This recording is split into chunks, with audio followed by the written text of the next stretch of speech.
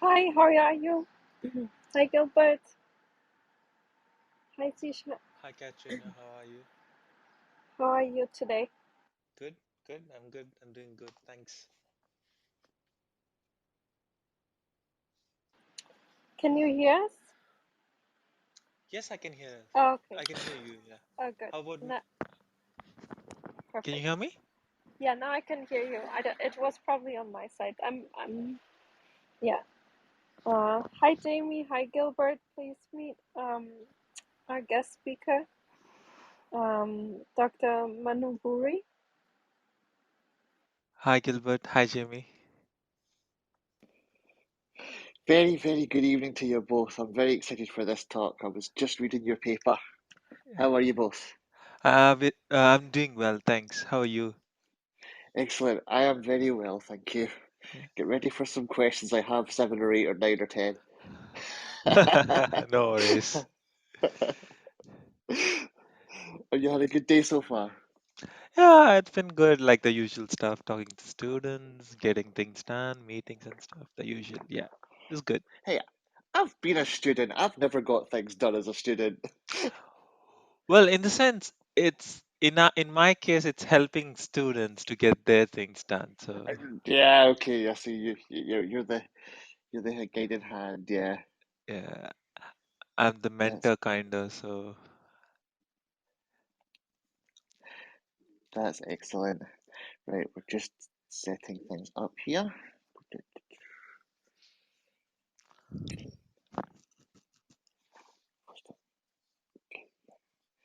Give me one moment, please.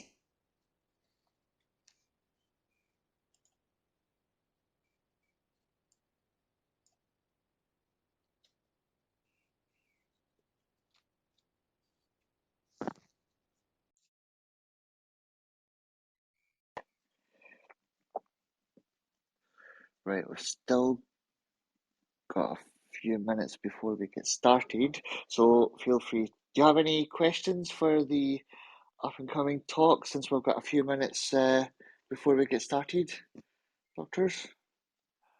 Oh, not really, because Katerina briefed us yesterday how it's gonna roll out. So, Good, yeah.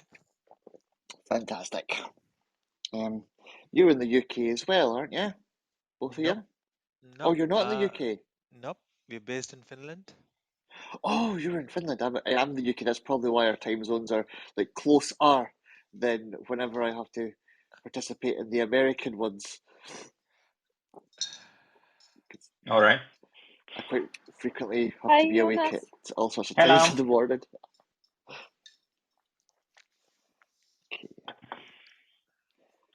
How are you doing there, Katerina? Good, good. Thank you. How are you? How are you? Thank you for coming, Jonas. Um, Yeah, I hope your days went well. I know for you it's already pretty late. Yeah. I had to already quickly have dinner with my daughter and set up a different headphone system for her to watch YouTube while I have my own thing over here. So we have a media going on. Yeah, the how old is your daughter? They love you, those YouTube videos, right? My kids the same. They Yeah, but some of the videos are some sort of zombie survival hack, so I don't know how useful they are. That's funny. Yeah. Or do they also watch other kids play video games? That's what my kids sometimes do. No, just some sort of like all kinds of like hacks of how to cook something in the kitchen or how to make colors out of Skittles or all those kind of things. Oh well, that's pretty good. That's all Yeah, right. some of them are good, Yeah. some of them are zombie survival that are not as useful as the others, but it's a variety. Hi, Victoria. Hi, Rahim. Meet our guest speakers, Jonas and Sisha. Am I saying your name right now, or did I say it wrong again? I hope so. It's fine. It's fine. You got it right. Yeah. Good morning. Good morning, everyone. Yeah, so Morning. Victoria is in Morning. in the West Coast, so for her it's still morning. For you guys it's Yes. evening. Yes. Oh, good day. Good afternoon. What will we invent for our situation? Good day doesn't work. Good morning. How about just good something? I don't know. Good everything. Nice to see you. Yes, What exactly. about what about good science? Right. Yeah. I'll have to work on that one.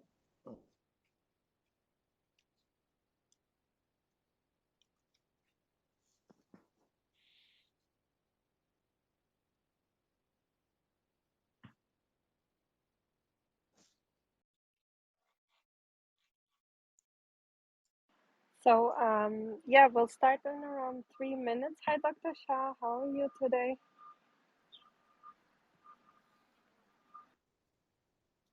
Hi everyone. Hi.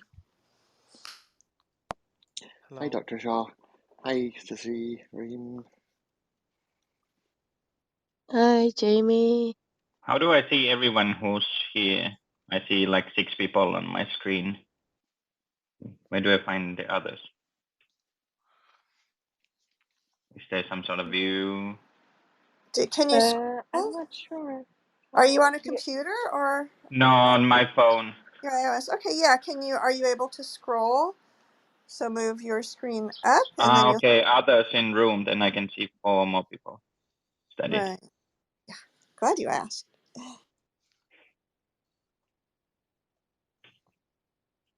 Because you were like saying hello to people who were coming and I didn't see anyone. So makes Yeah, sense. we're also mysterious. How do I pronounce your name, Doctor? I'm sorry, I came late.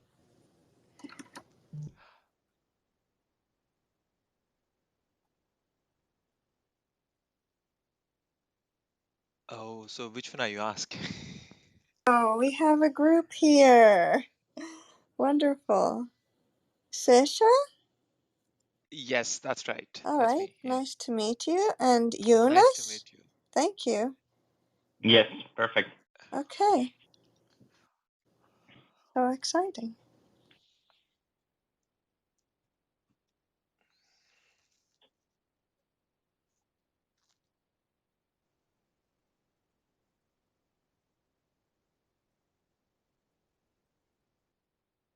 okay, I think we can slowly start, and then we can always, when more people will arrive, well, we start with the interview, so that's perfect. So, welcome everyone to the Science Society. Thank you so much for coming, and a special thanks to our guest speakers here, Dr. Sisha Manuguri and Dr. Jonas Ryssy. And let me introduce you a little bit to the audience. Yeah, they have some information where you currently are. So Dr. Jonas Ryssy, he is in the Department of Neuroscience and biomedical engineering. He is he has worked his whole life um, working towards he's interested in working towards having a quite international career, and yeah, his passion is to be part of great discoveries and stories, and yeah, his dream is to work with materials also that will be used to go to outer space. So he's at the Aalto University. Um, he has a PhD in bioengineering and biomedical um, engineering. And yeah, it's a pleasure to have you here. And Thanks for the introduction. yeah, thank you. And Dr. Sisha Manuguri, he's a postdoctoral researcher, and he is looking, it's very solution driven, and he has experience in designing and executing complex research projects in the field of material sciences.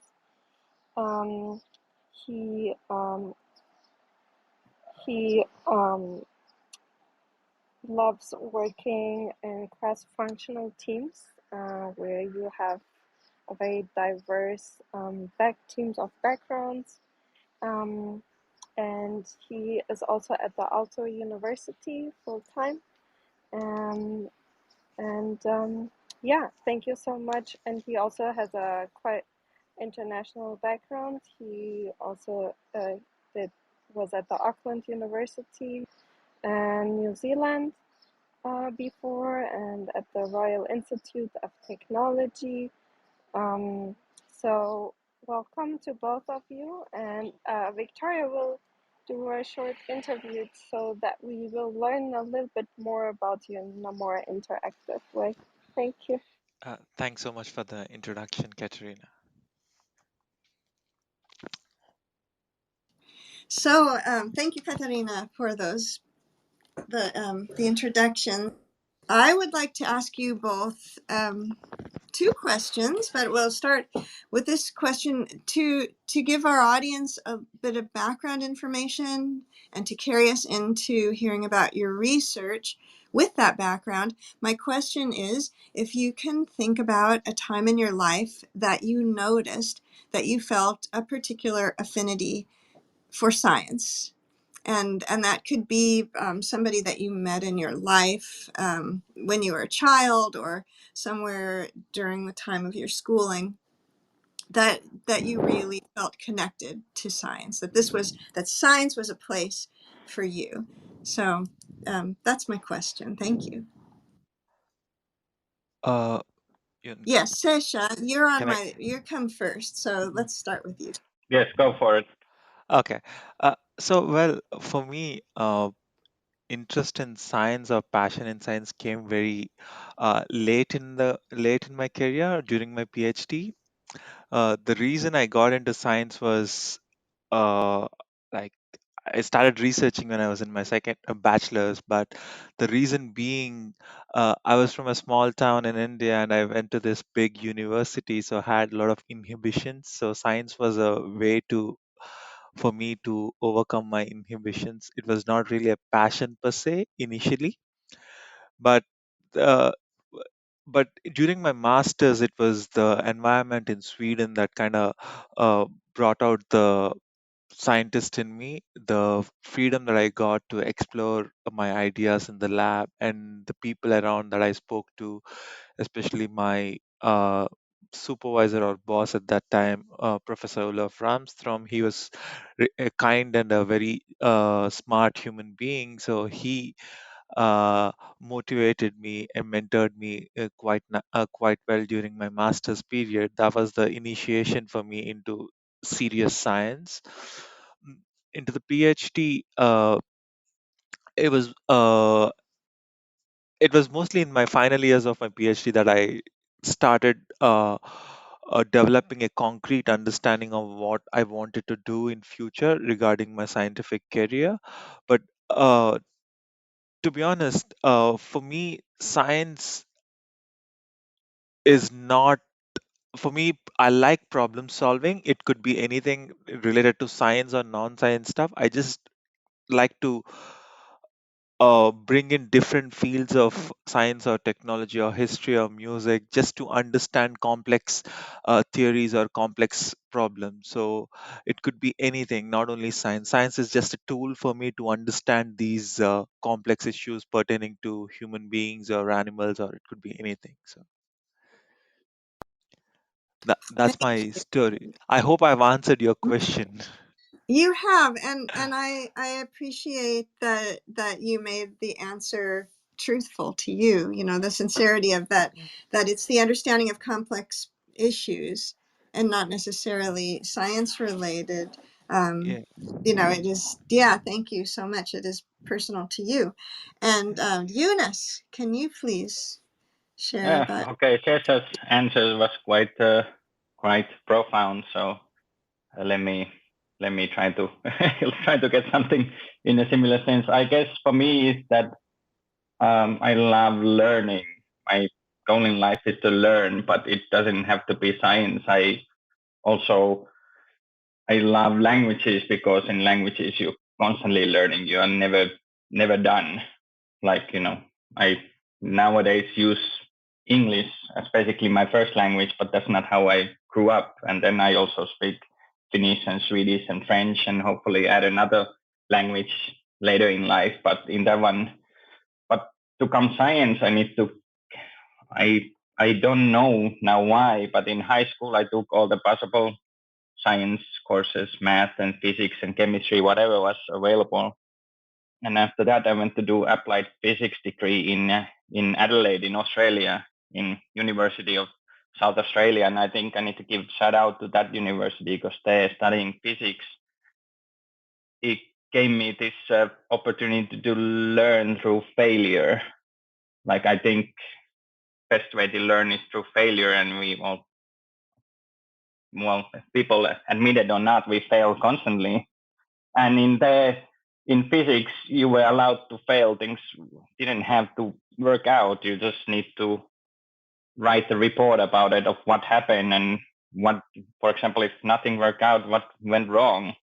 So I guess, and in the same university, I got my first research internship and my first author paper, and that environment was so, I don't know, welcoming, and everyone was helpful, and I was try things, and things happened to work out during that research internship that I got my first paper. So at that point I thought, okay, maybe I can do this research thing. But for me, I'm also at the point that, like Cesar said, I love problem solving. So I'm also at the point that I don't necessarily need to do science tomorrow in my life to be okay, as long as I'm able to, I guess, solve problems. Like we organized a scientific conference during my PhD, and I loved organizing that one because that whole thing, we had no idea what we were doing, and the whole thing was just problem solving from start to finish. So hopefully that also is a profound answer. Thank you. That's I guess I didn't factor in the idea that with two answers, then they're pushing to yeah outdo the profundity of the other. Which is, no, I'm joking. That's amazing, and maybe it's actually prompting me to consider maybe I need to shift the nature of my question, because I'm hearing that you're highlighting the aspect of problem solving without narrowing that problem solving down into any area of any area at all, which is somewhat artificial, because life, everything is involved in other things, and we learn that more and more, the interrelatedness of things. So thank you, both of you, for bringing that up and being so sincere in your response. Then my follow-up question for both of you again is, where can you lead us to a path that brings you here to your current research from where we left off, in maybe in your PhD program, or Sesha or Jonas, where you were mentioning publishing your first paper, but how did you find yourself in doing the work that you're doing today? And we'll start with Sesha again. Thank you. Cesar can start, but I can guess that Cesar's answer will somehow cover my answer as well. But I'll continue after Cesar. All right. Thanks, Jonas. This was after my PhD. I moved to Finland for a postdoc. So it was a 3-year postdoc opportunity. So for in the first meeting that I had with my boss, he said, "Look, I don't have anything specific for you to work on. I have certain topics that I can propose, and it's up to you.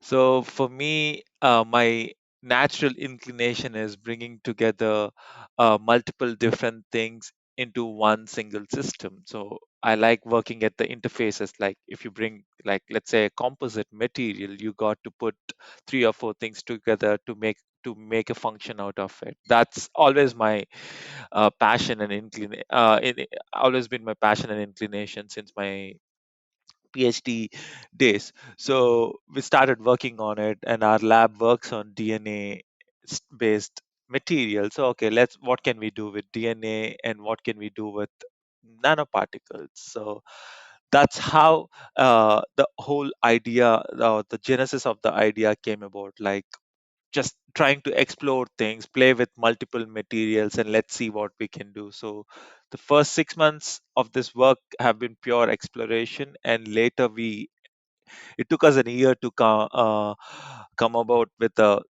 solid foundation on what we want to work on. So yeah, that's pretty much the whole story behind the work. Thank you. And Eunice, would you like to add to that? Give your own Uh, perspective? yes, I my daughter is doing something at the same time, so we need to wander into that direction. Yes, I guess for me as the learning part, all my degrees are in different fields, and after this, I'm moving to Stockholm, where Cesar was before, to switch on to a completely new thing again. Sorry, so Also, let me yeah, go continue. ahead. So I was going to say, take care. We hear a lot of children in the background with our yes, guests, and my daughter we is love every bit of it. working on some stuff over there. Yeah, sorry about that.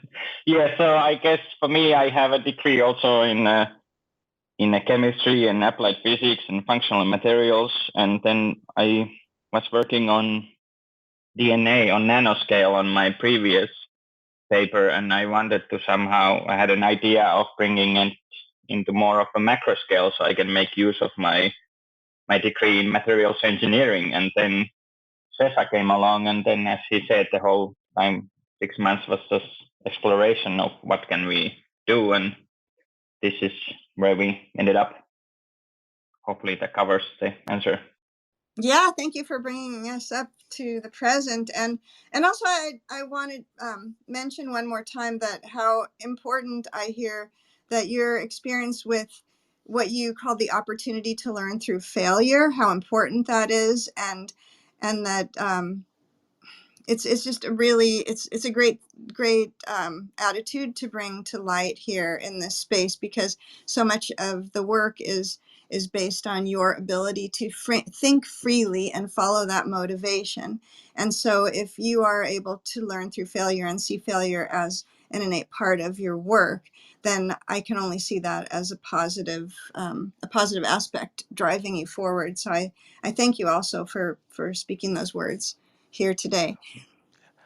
Yeah, because I think people see finished product and they think maybe that's just how it came, but to get to that point, it's just a series of failures, at least in my experience. Mm-hmm. Yeah, Sesha, you were in mic. Were you going to respond in there? Oh well, that's the thing. I don't. The thing is, for me, it's all about the process. So, when you're doing something, you would experience failures or successes. So every failure or every success is a learning experience. So as long as you're not focused on the result but on the process, so my belief is you will end up with what you want or what you desire. So it's all about the process, and it's all finding that one problem that you are deeply committed to during that period and trying to strategize how you are going to solve that problem. So the strategy and the execution is more important than the final end product.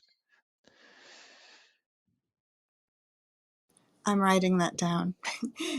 Speaking of profound, yeah, because if you're, yeah, the strategy and the execution are more important than the final product, because what it sounds like you're saying also is that the goal may shift. And if you are truly in the moment and observing what the results are of your work or your research, Yeah. then you're in that moment, and then what you create will become meaningful. And thank you.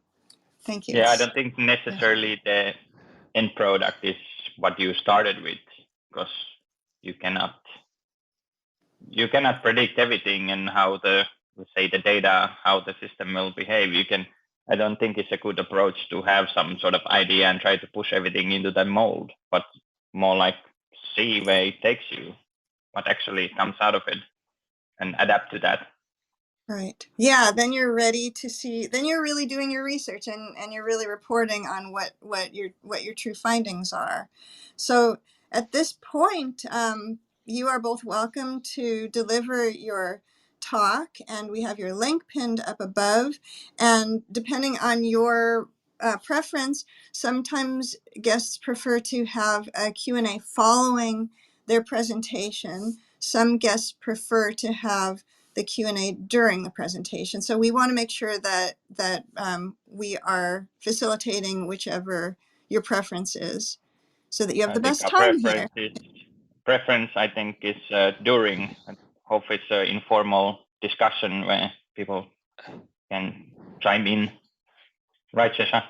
Yeah, let's keep it as informal as possible, so you can stop us at any moment where we're you're not able to follow what we're saying, or any questions. We're more than happy to answer. The, let's keep it as a conversation. I guess that'll be good for all of us. Okay, thank you for letting us know. So having said that, when guests who would like, friends who would like to come up on stage, please flash your mics so that we, the moderators, can call on you and make sure that everyone has an opportunity to ask questions of our guests. There's also a room chat, and we will be reading questions that people might put in there who would rather put a question there and not come up on stage. So that's not a responsibility that you need to worry about. We'll take care of that for you. So with that, the mic is both of yours. Thank you very much. Welcome. All right, thank you so much, Victoria. Jonas, Yes, you can start. Just okay, cool. you can call my name when. Yeah, yes. Yes. I hope everyone has access to the presentation. So, first thing, the title of our work is called DNA Engineered Hydrogels with Light Adaptive Plasmonic Responses.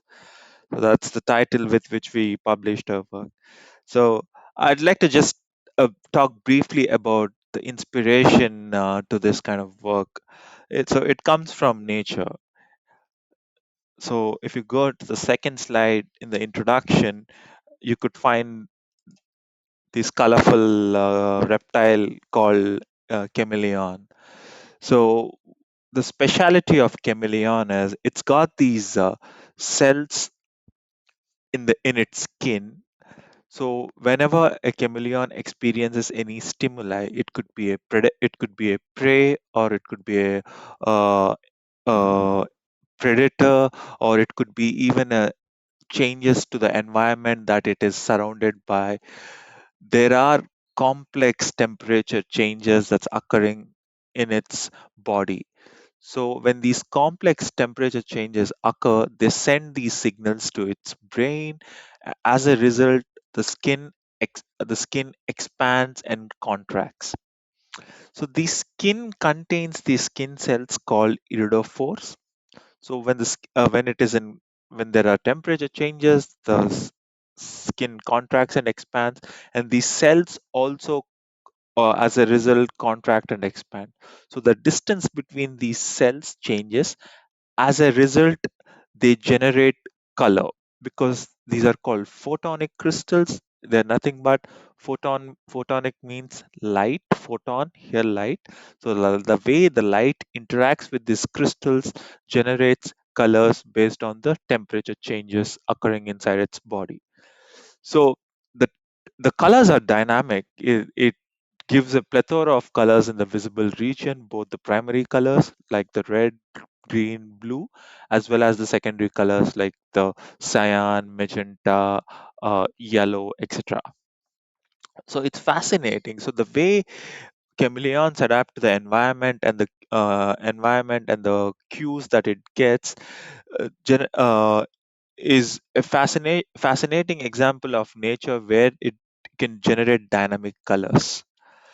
So here the key word is adaptivity. So it adapts to the environment and quickly changes its colors. It could be for camouflage, it could be for hunting, etc., etc. So this is the big picture. This is where we draw our inspiration from. How do we generate colors in materials, artificial materials inspired by nature? That's the whole essence of our work. If you go to the third slide, I hope you can watch the video play and you can see how chameleon dynamically changes its color. It's a short video of 10 seconds or more than like, yeah. So in the video, the temperature is being changed for chameleon. You could see how rapidly the skin contracts and expands, and you can see the colors changing from initial green to a wide range of red, yellow, etc. So this is a live Y- experiment. It's not our work, but it's done by some other group to understand what is happening in these animals. So the underlying elements that help or that are functional in the case of chameleon are you have these chromatophores. Chroma means here color, so these are color forming elements in the case. So that's one of the essential element. Second, the stimulus. So what kind of cue you're providing, environmental cue you're providing. And actuation. Here, actuation indicates how the skin contracts and expands. So when you put all these three elements together, they form, you can term them as a cascade. So each one of them have to work in tandem for the for the chameleon to exhibit a color or exhibit multiple colors. So we Doctor, call, yeah. sorry, I was going to say, can I ask, how does the cells know which color to actually make? Like if a chameleon's in an environment like sand or something, how does it know to do a kind of sandy color? So that's the molecular mechanism is still under investigation. But what actually happens is, so these cells are spaced at regular intervals. So on the skin, you have these particular cells. They're spaced at regular. Let's say they're spaced at 10 nanometers, and when you see a cue, it suddenly expands to 20 nanometers. So that kind of gives you a change in the visible spectrum. The color changes, and the molecular mechanism is still under investigation. But the Oh, so the physical mechanism is well established. So you've got these cells on its skin, and it expands and contracts. Voila, you got the color. But the molecular mechanism is a still a mystery. cool. Thank you. Yeah. So yeah. So when these elements put together, we get these cascades. So we thought, okay, let's engineer these cascades in these artificial materials. So how do we engineer, and what kind of materials we can produce, and how do we get colors out of it? So our current work, so we wanted to use light as a stimulus for few reasons. Light is a very firstly, it's a remote control. You can just hold the light. You don't have to get in contact. You can shine the light from a distance. So that's why it's easy to use, and you get simple light sources from everywhere. From, like, you can use a normal electric bulb or any light. It's very simple, and we need to establish actuation mechanism. So to establish actuation mechanism, you need a skin-like material. So our skin-like material, the closest that we can get are materials called hydrogels. So hydrogels here, simple. Hydro is water, gel is a polymer. Like, I'm sure most of us would have used these face packs, these gel face packs that people put on their faces for refreshment or for their skin maintenance, etc. So these are same materials that mimic the skin. So that's why we used hydrogels here. And why do we need hydrogels? To exhibit colors. So that's why we use hydrogel here. And the most important thing is we need the dynamic features of chameleon. How do we get these dynamic features? So we use DNA strands. So Shesha, do you DNA, want me to jump in for the fabrication? yeah, I haven't yet come there. All Just right. yeah. So DNA is quite dynamic. In your, it's a double helical structure. It's got these A, T, G, C bases. That's the bases that contain DNA, and they're very periodically arranged. And these DNA is quite dynamic. It is sensitive to how much salt is present in the body, uh, how much salt, not in the body, but in the vicinity of the gel, and it is very sensitive to temperature, etc. So that's why we needed dynamic components. And the third component we used is nanoparticles or gold nanoparticles. Why gold? Well, gold is interesting. Firstly, it's a beautiful metal that you can wear it on your body. It's nice. It's since the Egyptian civilization, through the ancient civilizations, gold has been a very recurring item that human beings have used as both as a medicine as well as ornaments. But that's as a bulk material. But when you reduce the size of gold atom, a gold material into nanoscale is like 1 million times smaller than your hair, like that small. Gold exhibits interesting colors. So it is very important for us to use gold here to generate colors. Otherwise, we wouldn't get so the gold here generates colors, the DNA gives the dynamic features, and hydrogel provides a skin-like environment. So when we put this together and we use light as a stimulus, we managed to get colors that we showed in the paper. Um, in case if you have any questions, I'm happy to answer. Yeah, see the gold when it goes to nanoscale then, is that capable of reflecting any of the spectrum, like any color? Um, Well, it and depends on the like size of the gold nanorods of where would it absorb, where would he have this two different absorption peaks. So you can tune that completely. For example, if we're talking about gold nanorods of the aspect ratio of it, so then you can also tune the peak of if it's happening in the visible range or in the near infrared range. so is this like turning the nanorods or something to reflect the correct spectrum to someone who can see it, something like that? Yes, like in our case, it works as like absorbing our light stimulus. So also like the double effect of we can heat it up on its absorption spectra, but it's also then depending on, so after we change its orientation, it depending on like where will they absorb after that with the polarized light, what will it transmit. So they act as by themselves, but also in nanorods, also when they come closer to each other, they act together. So they act in unison as well. That's fascinating. Thank you. Uh, Jonas, you can talk about the fabrication.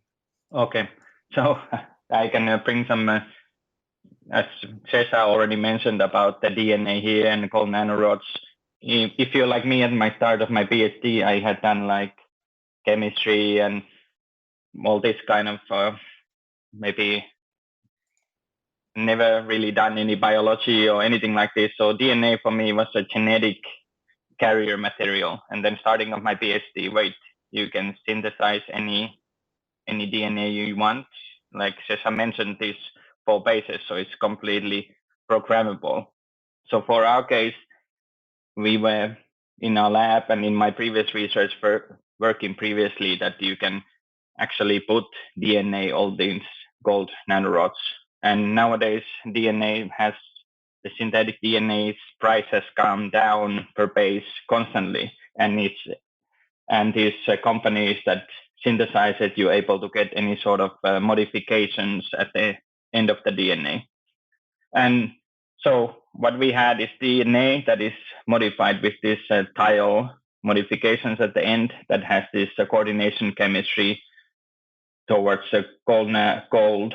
So in this case, gold nanorods. So we can attach them to the gold nanorods. And this, in few years, this way, even during my research in PhD, the way or the whole process of how do we attach these DNA on the gold has like changed completely. That it used to take days or several hours or like whole day of process that you get it. But now what we used here is we just freeze them together. So we have this gold nanorods and DNA hanging in the solution in water, and we freeze it. We put it in a freezer for 1 hour and voila, it's there. And then we hybridize another, so we add another complementary DNA strand that will create this double helical structure of a whole shell of DNA covering the gold nanorods. And this is then functionalized with another group called acridide that will be able to conjugate itself into this polymer matrix that we have chosen here. So we have this completely like synthetic DNA in this very cheap, like I shouldn't say cheap because that makes it sound cheap, but inexpensive building material of this synthetic polymer. So adding them together with this radical initiator, and we shine some UV light on it, we can create these hydrogel networks like any shape on any thickness or anywhere we want, because we can, like in this case, remotely control it on it when we shine the UV light on it. So just 10 minutes of shining light and we can trap these dynamic gold nanorods into this synthetic polymer network. And now we have this completely programmable DNA covering in it, and we could program it in whichever way we wanted. But in here, we wanted to show like 3 different DNA duplexes that would show like 3 different melting temperatures. And also they have completely different mechanical characteristics, and from that completely like different affinity to bind these gold nanorods. So the mechanical characteristics of the whole bulk material then is also affected of the cross-linking DNA of the concentration. So the whole process from the starting point of how much DNA will bind on the gold nanorods then will directly affect on the mechanical properties of what kind of gel do we get in the end. So not only we can program of where would this gel have this transient, this temperature that it transforms to one state to another, but also by programming the DNA, we can get what kind of gel do we get at the end. And you can continue, Cesar. And if there's any questions at this point, free to ask. I have one, please. Yes. But when you mentioned mechanical properties, that sounds absolutely fascinating. When you say mechanical properties, what does that mean? Is it like just shown a different color, or does it mean it can actually be constructed in a fundamentally different way, or what Like does for that mean? example, a symbol of how soft the gel is, like how stretchable it is. Like we created these ultra stretchable gels that we can stretch them to 1000% before they break.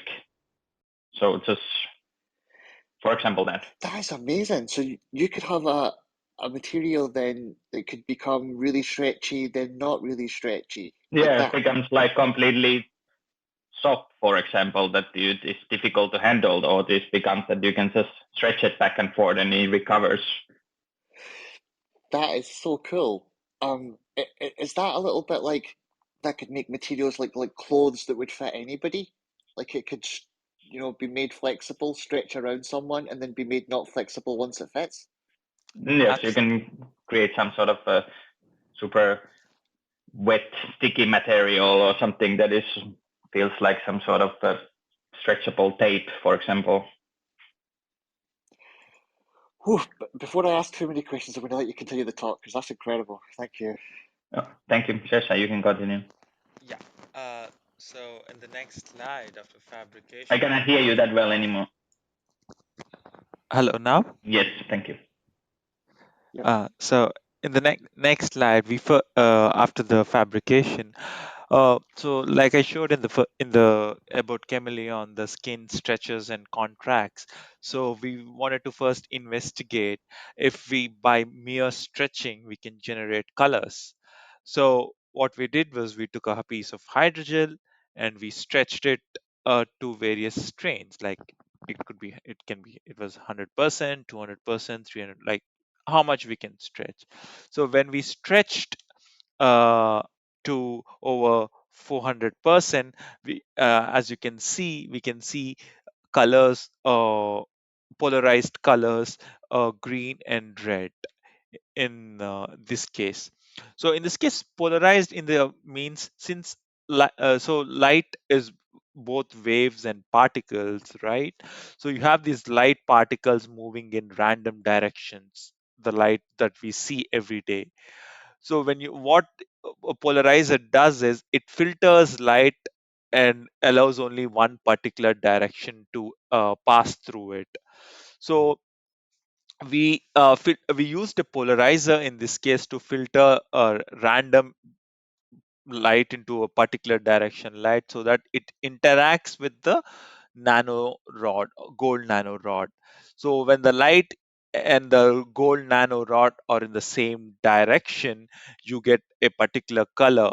Like in this case, it's red.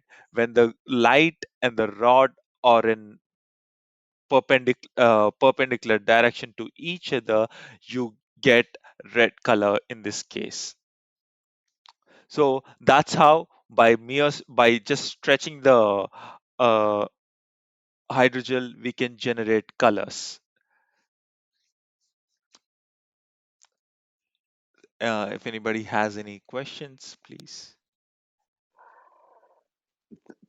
That's me again. That's amazing. And then you said the control of these rods are what defines what color you actually make them, yeah? Absolutely. Yeah. And do you like how do you control them to the point that you could say this would turn the rods to make red, this would turn the rods to make blue? How do you have Uh, that kind of fine control over them? yeah, so it's a mix of a few things. Like for any material you have to make, like let's say in this case of gold nanorods, you need to start with gold atoms. Like you start with gold atoms and you use chemicals so that these gold atoms come together, and there are you can what you can control is initial concentration, how much you're adding gold, how much gold you're adding, and how much time you're letting these rods sit in a tube. So by playing with the concentration and the time, you can control what sizes of gold nanorods you are getting, and thereby you can generate the colors you want. I think I understand. I'll probably have more questions later. No, I will have more questions later, but please continue. Yeah. Um, um al- Aloha, here's Nicola. Can I also ask a question, please? Absolutely, Yes. Nicola. Thank you so much. I am just stunned about this topic. And thank you so much to be here and share your wisdom and knowledge and research. I am like, it blows my mind, and I'm super excited to be here and to learn. my question is, you talk about hydrogel and DNA and all the nice things. Have you, and you talked about chameleon as well. Have you ever considered also to take the octopus under the microscope, as it has a natural hydrogel on its skin, and it's even better than the chameleon with adapting its color? And the follow-up question is, I heard, I don't know if it's true, but ginger heads, like redheads, people with red hair, they have Right. more gold in their system, which gives them their hair color and the freckles and also like their stuff, but they have not the ability to really absorb color. The skin is very pale. So I was just wondering if you Yeah. considered those aspects in your research too. Thank you so much. This is Nicola speaking. Uh, Thank you, Nicola, for those interesting questions. We definitely did read about cephalopods. These are again creatures that are present in oceans and seas that can camouflage and attack their prey and save themselves from getting attacked. So we did study a bit. In the sense, not we're not really biologists or to bring these organisms under the microscope to watch, but there is intense research going on in mimicking these features of cephalopods and octopus, definitely. uh, but the aspect of red hair, we haven't really heard. This is interesting to know that the shine Yeah, that, that was something something totally new to me. yeah, I mean, it's interesting. We'll definitely read about it. Yeah, that is, yes, definitely. Yeah. Yeah, but like Cesar said, yes, I think at least I took some inspiration through all these of these animals that are able to change their pigments and all that. So I think all of them as a unison act as a inspiration here. I don't know how about you, but as you mentioned, the chameleon, the octopus also has a much better way to also not change only the color, but the structure of its environment. It can adapt to rocks and to corals. So it's not just the color, it's also the shape of the skin it adapts. So it can even better merge with its environment. I don't know if it matters in your research with the color scheme, but there's so much we can learn from nature for sure. Thank you so much for sharing your wisdom again.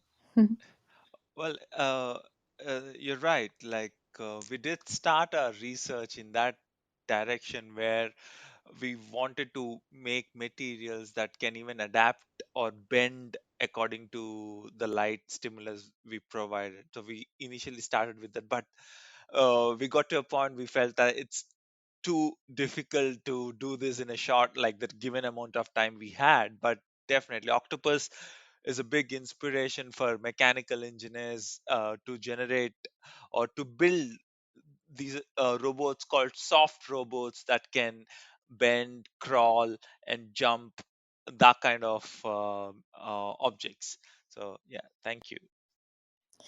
That So, is if I so may cool. ask, where you gonna apply those amazing when you crack it and you can use it like for a grander scale? Where do you want to apply this amazing, yeah, research or stuff you're actually experimenting with? I mean, where do you see it to be in our, yeah, applied in our daily living?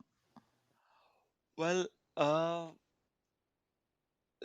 it could be so since we work on fundamental research, but a couple of things come pop into my head. The first thing is it could be used as these display stickers that you stick onto the walls where you can dynamically change colors. Ju- like, let's say you have something stuck on your window, and when it's in the morning, you have sun hitting the sticker and you get to see particular color. When the sun goes down, the colors change. So these dynamic uh, stickers on the windows, probably that. And the other thing could be just like a, for instance, if you change the shape of this gold nanoparticle, you can make it uh, sensitive to UV light. Maybe like for people who have a sensitive skin, they can be used as sensors. You can just wrap this around, and when you're exposed, like you would know how much you've been exposed to UV light. So kind of like a sensor with a color patch, that kind of application, perhaps. What about clothing and Yeah, or yeah, or definitely. That's a cars? good idea. Yeah, you can, since these are biodegradable materials, they can be certainly be incorporated into dynamic clothing where you like switch colors, your t-shirts or pants or whatever clothing, apparel. So yeah. Have you ever considered temperature into research as well? Because there's already color, you have those toys and clothes and stuff, which or mood rings, right? They change color by temperature. Do you But do you also apply it in your research? yeah, yeah, that's the next part where I talk about how where we talk about how temperature modulates the color responses. Oh, exciting! And then add on sound, please. Frequency of sound. I'm very excited. Thank you. Yeah, That sounds exciting sound. I have not used that stimulus before, but maybe it's the next avenue. yeah. Uh, so uh, so the next part, the next slide is about what we call photothermal energy. Photo is light, thermal is heat, and energy is energy. Yeah. So these gold rods, they not only have the ability to generate color, but they also have the ability to uh, take in, get excited when you shine light. As in, they take in the light, they absorb all the light energy, and they dissipate the taken energy in the form of heat. So they are, you can call these as small heating rods or heat small heaters, that nano heaters. So when you shine light or when you hit with a source of energy, it takes in and releases out heat. So since this heat is released in an environment of hydrogel, which is water, it can heat up the surrounding water or surrounding temperature and surrounding material. So the heat generated here can be, it depends on the intensity of the light, but some reports say that this can go up to even 500 degrees Celsius. So very potent heater generators, and you don't need to use these a lot. You can have tiny bits amount and you can heat it to high temperatures. Yunus, do you want to go for the next and two? The light in action. Light in action and how the adaptive we studied these. No, I will at least go for the light in action. So as Cesar said, we can then program completely of this DNA strands to respond to this heating. And as we have cold nanorods that are also synthesized and designed to absorb the light that we want. So these cold nanorods that we use were designed to absorb red light. So what we wanted is we could use completely inexpensive materials, the building materials, but also stimulus. You don't need any fancy system here. It's just, you could possibly use just any visible light LED, but in here we use the red light LED, which is at 660 nanometers, as is the absorbance peak for these cold nanorods. So then we can tune the intensity of light completely remotely, shine it to any spot of the gel we want, and heat it up, and you get this, like it hits on the one spot and heats up most in there, and then he has this energy cascade that is heat is moving around the gel at the different pace. So at the center you get the most heat, but in this circle around the spot you get less and less in heat. So you get different gradient of response here, and then you tune your DNA, and then you get a different response from the material, from the heating. So as we previously said, the cold nanorods act as the heating element over here, and then the DNA will respond to this heat as they are thermoresponsive. They will have some sort of melting point where 50% of them will dissociate from each other. So there's two strands together and they become one strand, and this will affect the overall like mechanical properties of this gel as it goes from this more solid light to liquid light transition on certain temperature. So then we can tune by this way of releasing them, and then they have an ability then or room more when they're not bound to the network so tightly anymore to align themselves better. And then when they align, they are acting as a unison of then like transmitting different parts of the polarized light, and that's where we get these colors. And as we have DNA, which is completely thermoresponsive, so when we take away the stimulus and let them cool down and these gels to absorb water from the surroundings, we can get back to the starting state. So this is, we heat it up with the visible light, we get to a certain state where we get certain colors, and then we recover it and we are at the starting point. And this can be cycled. So they are completely recoverable. There's no waste created or anything degradation happening in the cell. Cesar, do you want to continue? Yeah. Or other questions?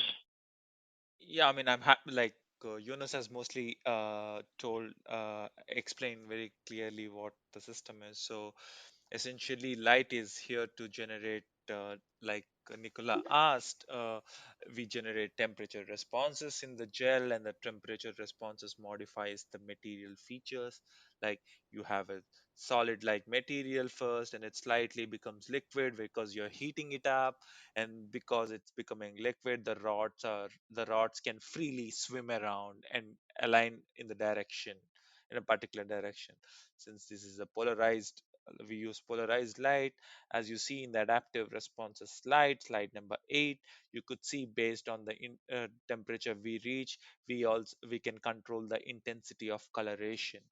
And once we put it in a humidity chamber, these are hydrogels, they recover back, and we get the colors, it's no more colorless. So we can cycle this system multiple times. Like Yunus said, most importantly, there is no waste, and it is simple light source. So these two are the essential highlights of this work.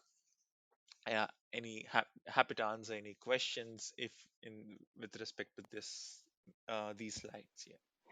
I'm sorry if this is a really basic question, but you mentioned polarized light and everything, and I'm not as familiar with this as I'd like to be, but I read something a while ago about this is how certain sunglasses work. There's like a coating on them, and something like the molecules that are on the lens are a certain shape, yeah?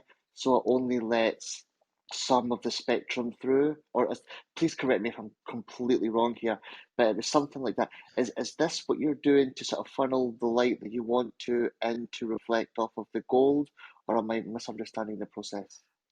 Oh, no, you're spot on, Jamie. You're absolutely right. I was about to give the example of sunglasses where there is a small, thick, thin coating on your glasses, and which will allow only certain kind of light to pass through.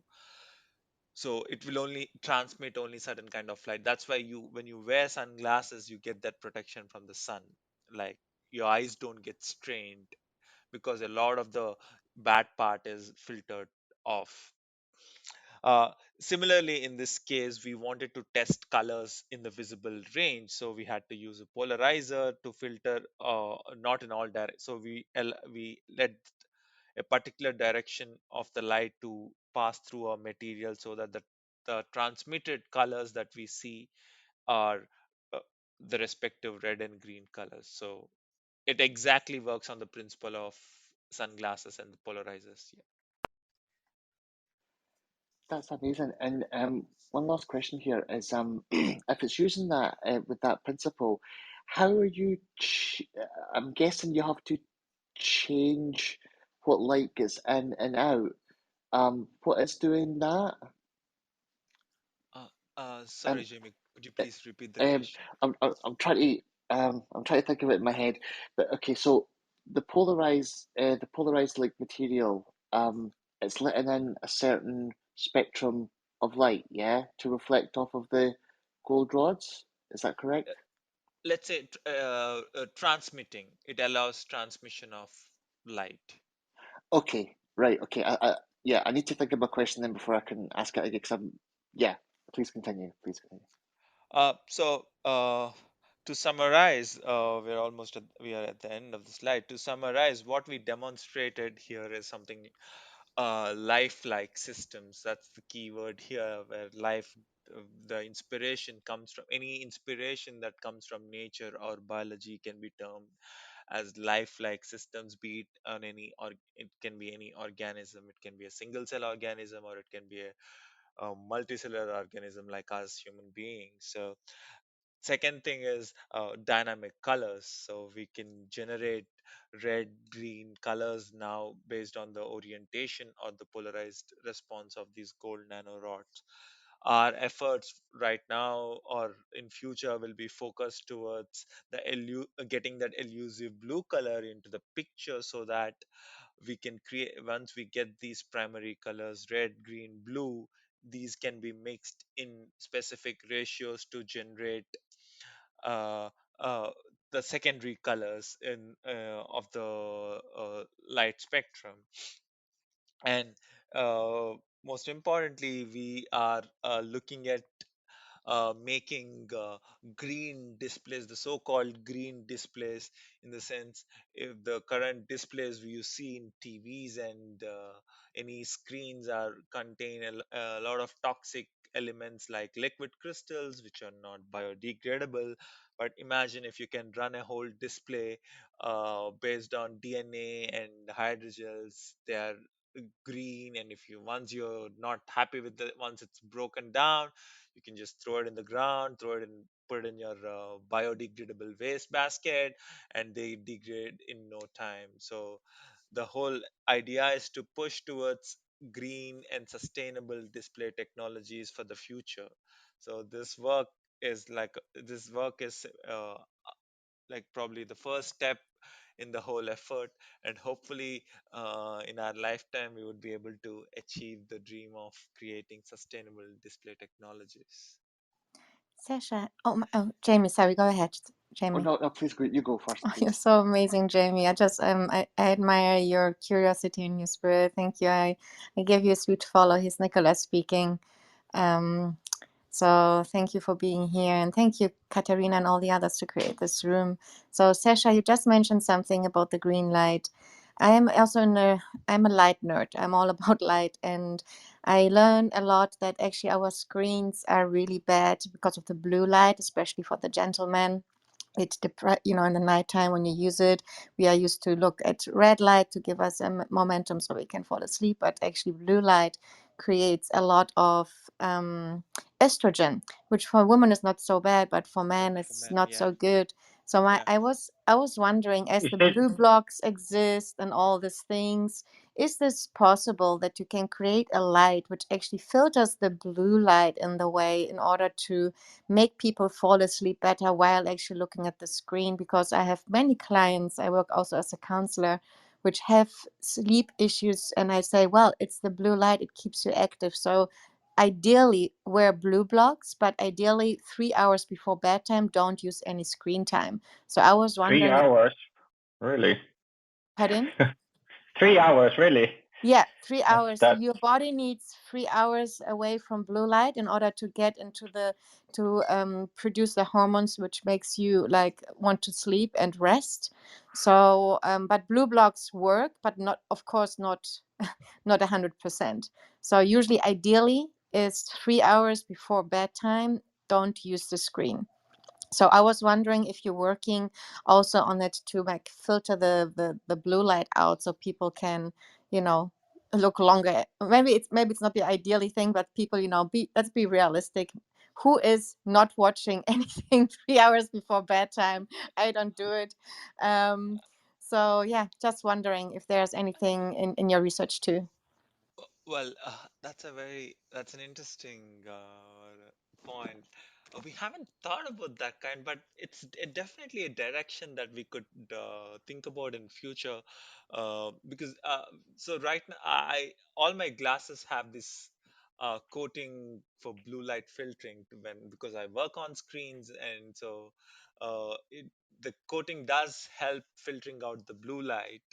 But we haven't thought about making any blue light based filters, but That's an interesting. That's a very good suggestion, Nicola. Thank you Yeah, very much. that's an excellent point. I mean, thought about it.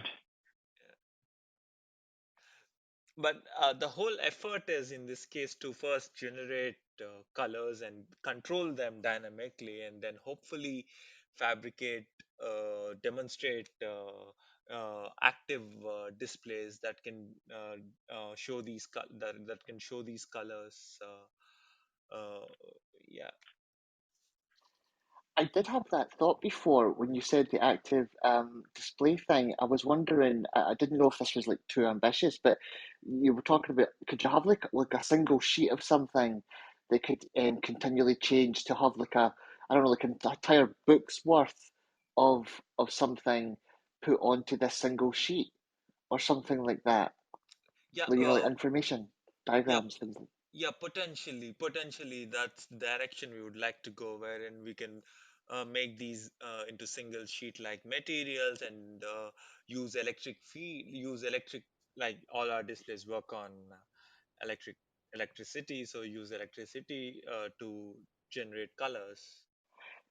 And I just had an amazing thought. Because this stuff, I was reading your paper as well, and it mentions how you can do things like swell material and flatten it out, like you said, changing the texture and stuff like that. Yeah. Yeah, Um, would Hmm. this be viable with the single sheet? Because I'm visually impaired myself, so I have to use a lot of accessible devices to interact with things like graphs and stuff.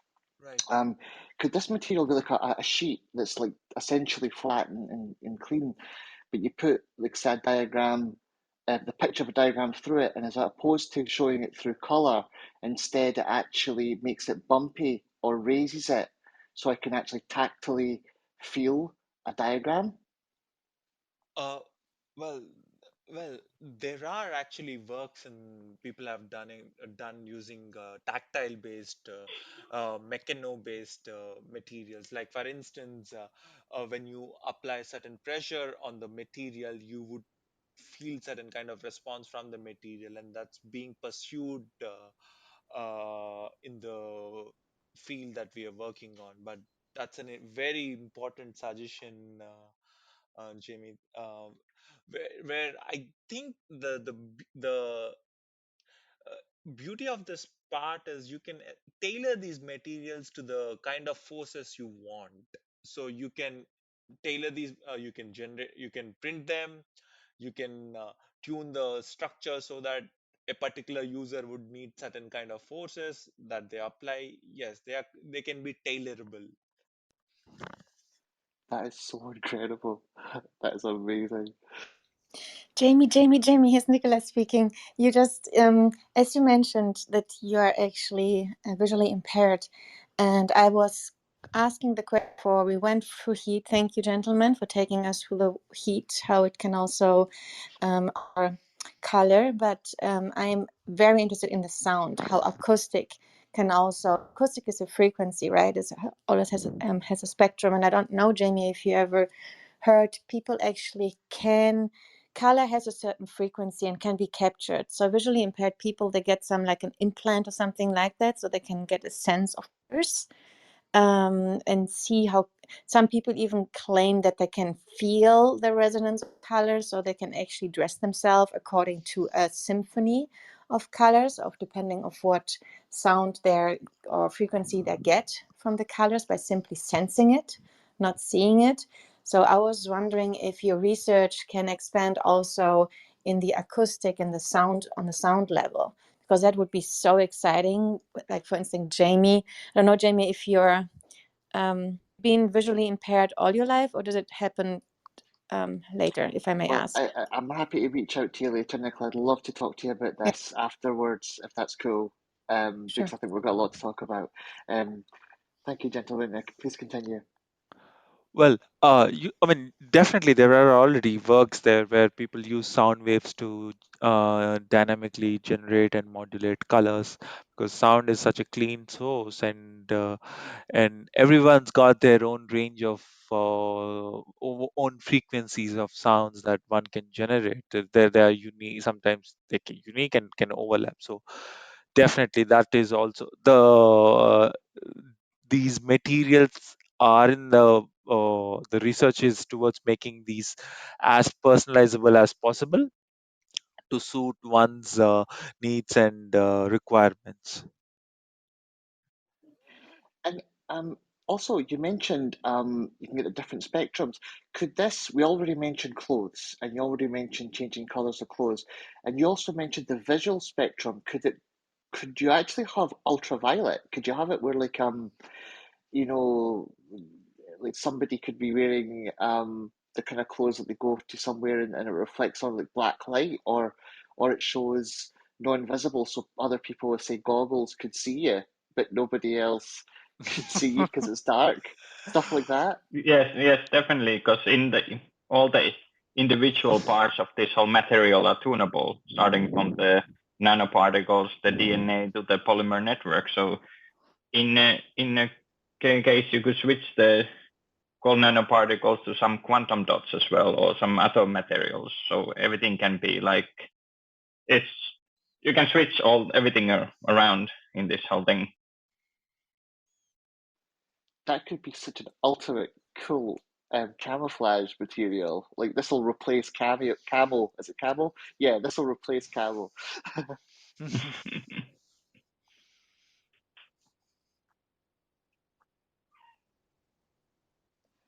And another question here as well is when you were talking about the softening and hardening, I'm a little bit like um unsure with this part.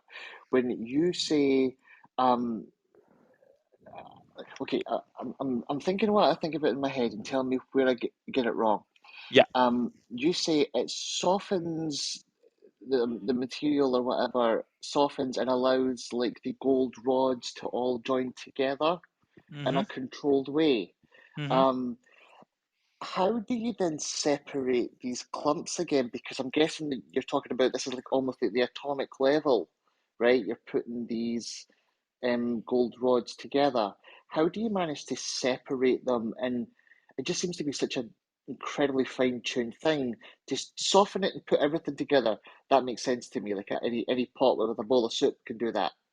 But yeah, Well, so it's a hydrogel, so it's a polymer with lots of water, right?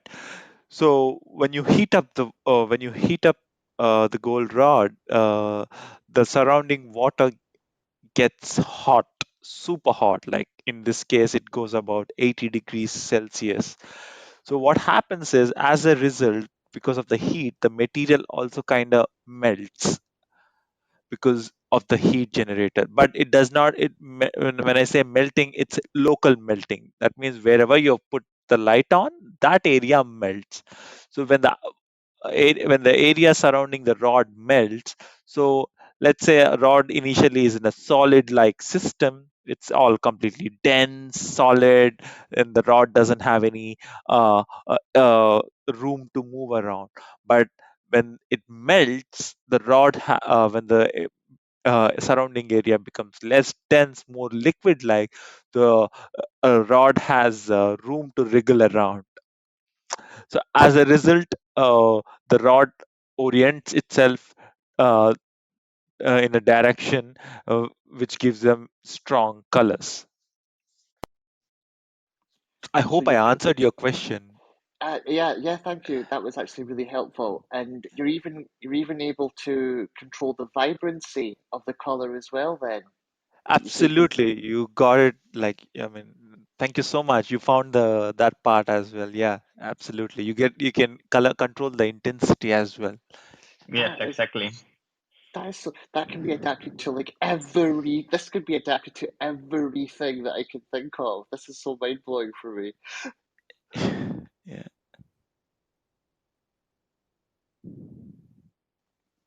And I was also thinking as well, like um, I keep thinking of how it can actually affect like I keep thinking of clothes actually, and how it can do things like make places on a suit or something more rigid or softer. Like if it could actually work as like sports material and all sorts of things. Is that me just daydreaming here, or could it be expanded to stuff like that? No, Yeah, no. you mean you heat up your body and then you start sweating and also your clothes get softer.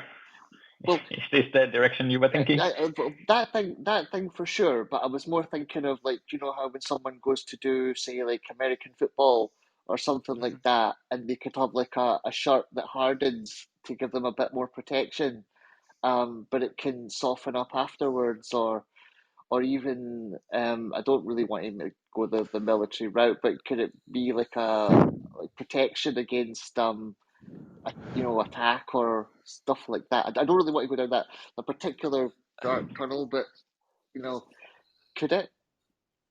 Like more like protective gear that is adaptable to the forces it experiences. Something on those lines? Yeah, something cool like that.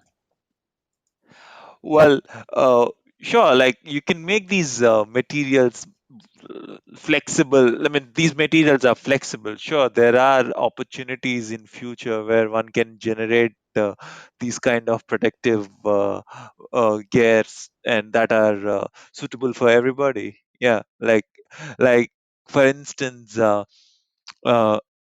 if you see when we as we age, our skin loses its mechanical properties. Like when you're young, you've got this tight skin, but as you grow older, your skin becomes loosened up and such in different parts of the body.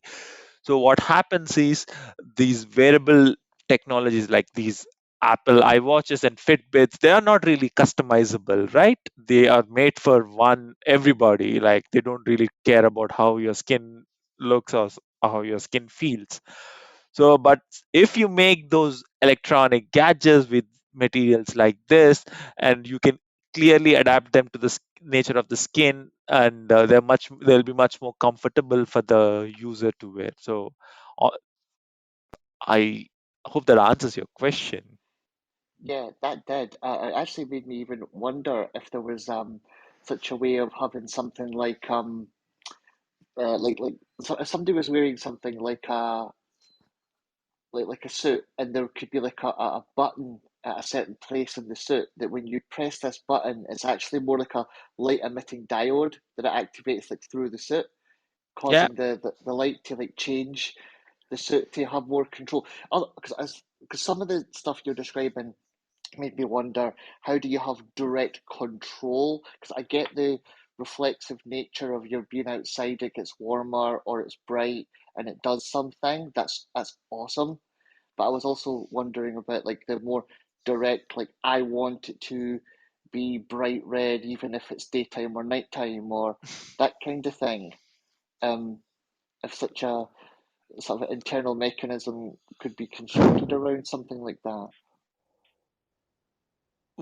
Well, we haven't given that much thought about it, but this session has definitely given us a lot of ideas to ponder about Well, and incorporate into our research. So, what happens is generally when we start a research project or a piece of work, we don't really look at who the end user is, and most often we generate our own problems that don't exist, and we try to find solutions.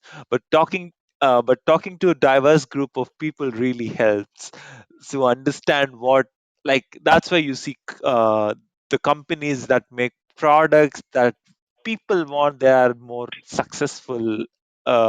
Similarly, hopefully researchers would also adapt that kind of attitude to understand what really people want and focus their research towards that. I yeah, because wanted I'm seeing hand gliders, I'm seeing umbrellas, I'm seeing cars with different colours of paint jobs that you could make it well. Oof, Yeah. whole Yep. new world of making over here. Thank you very much, Doctor. That's incredible. Yeah. Jamie, and everybody, thank you so much for the room. I'm gonna hop off to my walk on the beach, and I just wanted to let you know, Jamie, as I see you with the guitar in your hand, like a rock star. Imagine, Jamie, that just simply by playing your guitar, there's gonna be clothes or T-shirts people can buy from your band, and then those tunes you play, they're gonna adjust to the colors of your tunes, and you're gonna have like, you Very know. cool. Yeah. something like that. So thank you so much, everybody, and aloha and amazing room. Thank you so much for coming by, Sasha and Jonas, and Sasha and Jonas. Jonas. Jonas. Yes, And perfect. Jonas, actually, you are a redhead, so you can use your own DNA for the research to see if there's I'm more not gold. redhead. I would say it's some sort of gravel, gray, brown, no, non-existent color. Okay, so your beard looks a bit reddish. All right, Yeah, sweethearts. my beard is reddish. That is true. There it gets red, not on my head. That's a weird combination, isn't it? Okay, thank you so much, everybody. Aloha. Thanks for coming. Thanks for coming, Nicola. Thank you. Yes, Thank my you, Nicola. pleasure.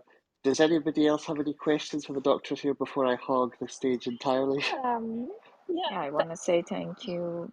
Oh, go ahead, Katerina. No, you go. So, so thank you so much, both Jonas and Sesha. That was wonderful work, and we just listened to the question that Jamie and Nicole just asked you. And just I have a quick question out of my curiosity because we are talking about, I mean, synthetic DNA, and we are assuming it's right, I mean, handed DNA, right? I'm sorry, I didn't hear the last part clearly. Could you please repeat? Yes, I mean, because we have two types of the DNA, and we have a right-handed DNA and Yeah, another type of DNA, and we are assuming this is the classical model of the DNA, right? right. Yeah. Yes, And right-handed. also based upon the concentration that you just talk about, I was just wondering, do we have more concentration around the major group of the DNA, or I mean minor group of the DNA? Did you have this observation? Uh, well, to be honest, we didn't really focus on that part. Mm. We were more focused on how to get the DNA together onto the gold nanorod, but not really understanding the conformational features of DNA around the rod. Yes, like I previously said, the DNA itself, what is designed for the sequence, then it will have a different like mechanical structure on how it will bind to the gold. So would it be like more rod-like? Would it be like very long string-like, or would it have some sort of a secondary weird conformation on it going on? So all these effects, but then we hybridize it one-to-one with these of complementary sequence, and we also like this gets a bit more complicated, but all those complementary sequences, some of them are like one-to-one the same amount of base pairs. So one strand will bind with hybridize with one strand and become this one rod-like thingy. But in the other sense, there's only one part of the strand will hybridize with the other one, and there's this DNA duplex there that is more rigid and closer to the rod. But after that, there's this stringy single strand that can float around there more freely. I don't know where did this go. Did this answer the question? Yes, I mean, I was just curious about the nucleotide and sequence that Yes, we the have. sequences That's were why. designed in the mind of thermal responsiveness of where, in what temperature they are duplex and what temperature they will melt to single strands to allow for the movement of these gold nanorods in the whole matrix. And what pH you use for? The pH we use the buffer, so we are in the pH of 8, but which is funny because one of these single strands also has something called I motif that if you would change the pH, it would take the completely different conformation and could change the shape of the gel as well, which is not said anywhere, but I guess someone who knows DNA sequences can see it there if they look into the paper. Yeah, for sure. I should take a look on the paper. So, yeah, thank you so much. Thank you. Thank you. Thank you for that question, Dr. Shah, because I actually did forget. I had written down the question to ask you about chirality, actually, because we had a speaker a number of weeks ago who was discussing the chirality of DNA. But it sounds like that's not something that specifically you were looking at with what you were doing. No, my previous work and in other works coming out of our lab is we take all nanorods and we put them on a chiral DNA structures, so we get this chiral optical response in the visible light range. So we are in tune of chirality of things as well, but it's not in this work. Fascinating. And one other question that slipped my mind is how much would it cost to produce this stuff? Is this going to be like, is the idea of producing something like this with gold atoms, would it be expensive material or fairly not so? Or production, would it be a problem, or is there anything like that?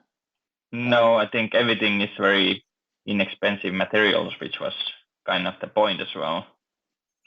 And also the synthetic DNA production the prices are going down all the time as we speak since last decade.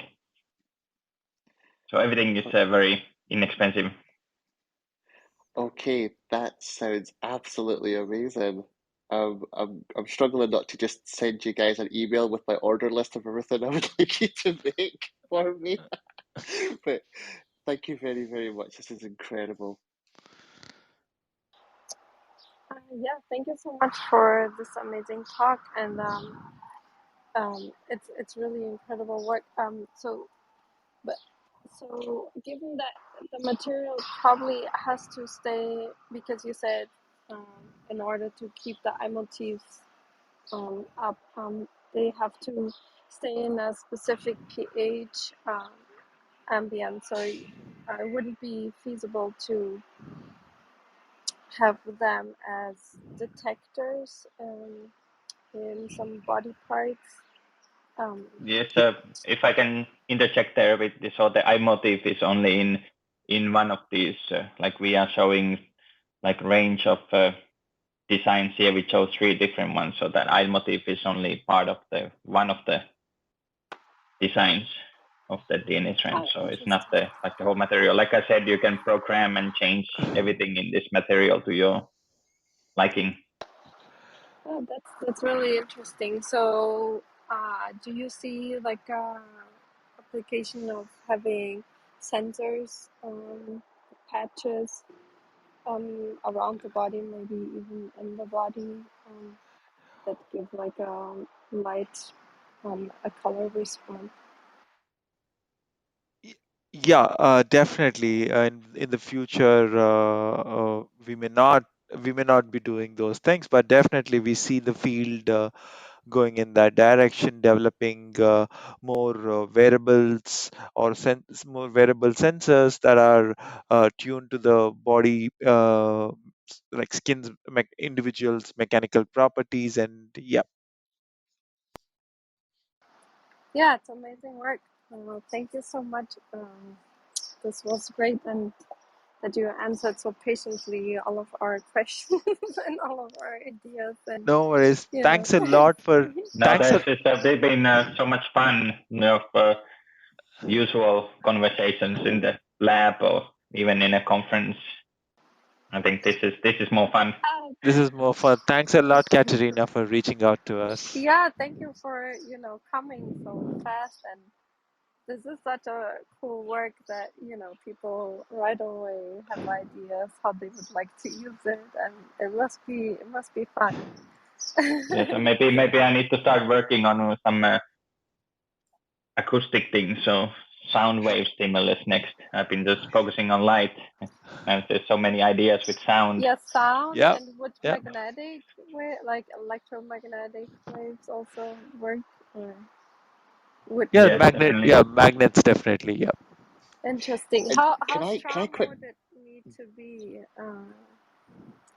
So you couldn't have an earplug, because it's interesting. I listened to article. I think it was Wired, where they had earplugs where you can pretty reliably measure brain activity in the forms of epilepsy, like to predict if like an epilepsy uh, episode is coming up. Mm-hmm. It would be really interesting to have that also. Maybe the earbuds could change color to just give an additional signal, turn to red if Sure. something. Do you think that electromagnetic fields from the brain or periphery from the neurons would be strong enough to influence the color? Well, maybe the field strengths of weak, but there are certainly efforts in this research area where people are using magnetic fields to generate colors. So let's say it could be useful in the case of uh, maybe injuries, to determine injuries around. Usually we use MRIs, and maybe we can, along with MRIs, we may not need strong magnets, but in case if you tie it around your knee, if you have some knee fracture, you can use weaker magnetic fields to understand the nature of injury, maybe. Yeah, for example, I don't know if it's that clinical, but you have these headbands and so on that give Right. you kind of an indication of, for example, if you're relaxing right now, or if you are if you are able to meditate right now and so on. I Yeah. think it would be really interesting to have like a color feedback, I think, and then try to, breathe in a way that the color goes to blue or whatever. And if you're very upset and Yeah. red, I don't know, it'd be Yeah. Absolutely. interesting. Absolutely. Yeah. Absolutely. Yeah. That's a good. Yeah. And I actually have two more questions for you, doctors, and then I will suspend everything else. One question was, where do you see your research going next? Where are you going from this? What's your next goals? I'm really Right. fascinated to hear. Uh, so our next goals, so we want to extend this to understand to chiral systems, like we discussed earlier, how we can use chirality to generate colors. So the interesting part is when you use chiral structures, you can potentially create 3D displays, the colors that can give you a depth perception to your eyes, that can generate the 3D effect, 3D sense. So that's our next direction for the in the next 1.5 years. Oh, that is so cool. And Yes, that is so. second question, when can you come back to tell us all about this? So whenever Katerina invites us next. So Yeah. Yes, Okay, definitely. I have to start the timer in 6 months. Excellent. Thank you so much, Doctor. Thank you, both of you. Yeah, great. Thank you so much. This was so much fun. And yeah, as I said, I hope you enjoyed it, and come back yeah, anytime you have something you feel like you would like to share. It would be fun to Yes. share. And Well, thanks for yes. inviting us. This is Thanks for very, very inviting nice us. to talk to people around the globe. yeah, so, and this will be recorded. So people, like some people are right now asleep, so they will listen to it later. And Yeah. yeah, All thank you right. so much again. Enjoy the rest of your evening. And Thank Thank you. you. Thank you for having us. Thank you for having us. Bye. bye. Thank you. Bye Very good bye. evening to you both, Jan and Crystal. Thank you very Bye. much. Good night. Thank you. Bye. And thank you everyone for coming, asking questions. I know Nicola left now, but yeah, thank you so much for all the comments. And Victoria, thank you for sharing in the chat, and everyone. And yeah, we have our next room tomorrow. Let me not say a wrong time. Yeah, follow the club, Science Society Club. Um, when you press on the little green house on the top next to the Science Society, you can follow and have alerts when we have our next rooms. And tomorrow we will have Dr. Collins talking about how to protect the microbiome with synthetic biology. That will be really interesting. And then on Thursday, we'll have Dr. Ati talking about non-linear dynamics of two-time crystals. We had Dr. Pedro here, the Google senior researcher that published the first paper about the time crystal. And now we have another group from the UK that accomplished to have two time crystals interacting with each other, and he will update us on that work. So yeah, it will be an interesting discussion. And then on Friday, we will have an early room at 9 a.m. EST about multi-omic rejuvenations of human cells. And then in the evening at 9 p.m. EST, we have Dr. Atta's time machine that studies ancestor galaxies' life cycles. So it will be a really interesting universe room. So thank you so much. Feel free to come back, and thank you. A special thanks to you, Jonas and Disha, and bye everyone. Thank you. Bye bye. Just quickly, I wish I would Yeah. have been able to make all of it, but from what I heard, if anyone's interested in this, and the two of you, great presentation. Rainbow gravity theory is very interesting to dig into. Oh, thank you, Kyle, for sharing. Thank you so much. Okay, we'll close the room in 3, 2, 1. Bye, everyone. Thank you, everybody.